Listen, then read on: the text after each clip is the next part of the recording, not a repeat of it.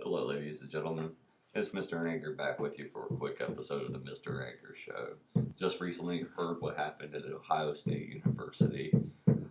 9 injured and 1 killed. I think it was I want to say gunman. There's been conflicting reports that he had a gun, but he came through with a knife, it sounds like, from most reports. So the attacker, let's just call him that, was killed. Now, information has been coming out about this, that he's a Somalian refugee, and so on and so forth. Now, since all this has come out, every daggone comment section I've seen has been completely in debate over this. And, I understand the logic of the people right now. I understand that Paris was warned, we was warned, and we didn't listen. And this was a needless, tragic price. Why? Because we failed to step up to the plate and actually do something about it. Radicalization isn't inclusive to just a particular group or culture or people. It embraces us all. If you remember, or if you're old enough to remember like me, back when religious extremists in our own country used to bomb abortion clinics.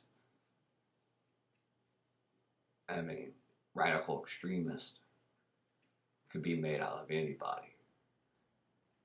But when it comes to a particular time right now, a particular factual information, I do get it.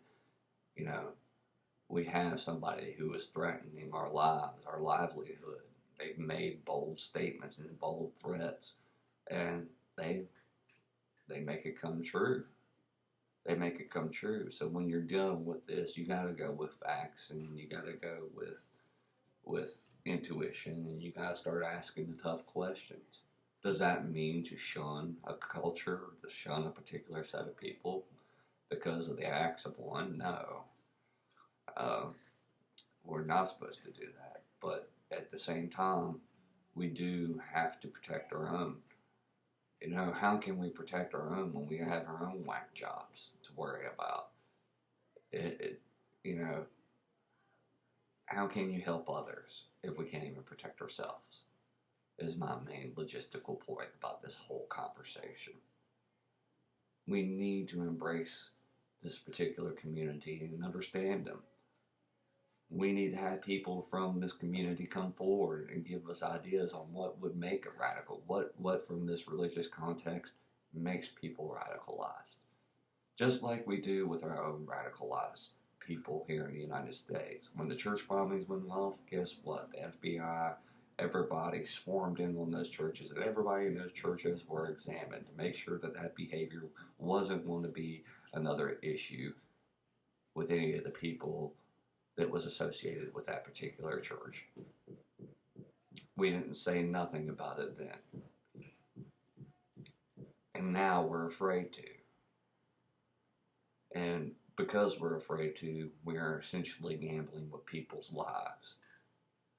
We need to temporarily halt and figure out how to properly vet the radicals from the good people, the honest good people. Because most of them are. So the faster this process can happen, the faster that this particular community can step up to the plate and say, hey, and work with us to accomplish this goal, the sooner we will stop gambling with people's lives. And I think that's a solution that all of us can agree on. It's not to do with race, religion, culture, or anything like that. It's to do with what's right. And that is not gambling with someone's lives, especially after you've been warned.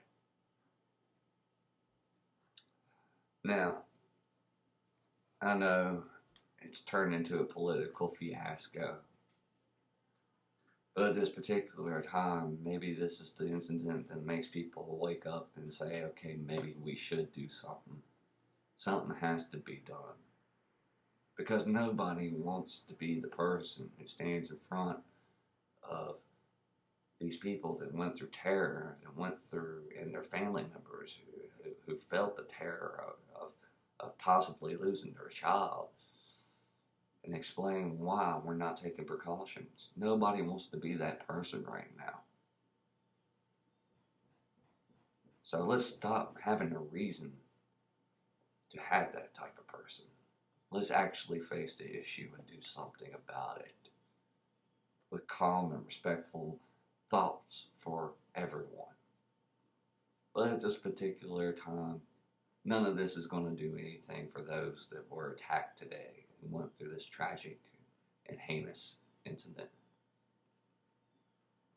I told you so's and well wishes and all that, even when I'm saying it probably won't even make a difference.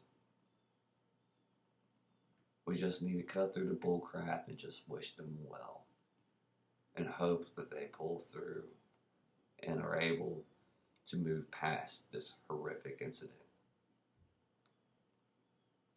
So as the public right now, our best interest is to support these people and help them deal with the process of what just happened to them. And to let them have time to process what happened to them themselves before dragging them into something that they probably don't want to be a part of. Right now, the only thing that the family members and these people care about is their health and safety. And they should be focusing on that right now.